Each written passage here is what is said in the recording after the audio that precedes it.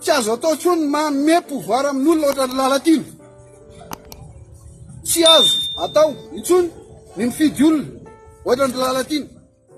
Noporofon'ny Premier Ministre lehibe ny gouvernementa sy filohan'ny Repoblika fa diso izany resaka voizin'ny solombavambahoaka Rosy izany.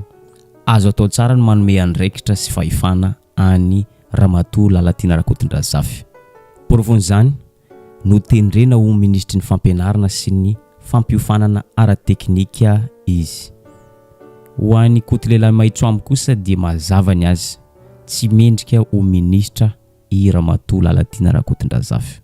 Efa be loatra ny skandala sy ny zavatra tsy tomombana izay nataony teto amin'ny firenena.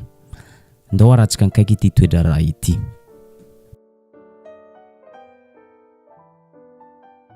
Mialohan'ny hidirantsika lalina amin'izay tena ventin-dresaka ho resantsika eto, ndao fantarina aloha ny mombamomba ny ministra ny fampianarana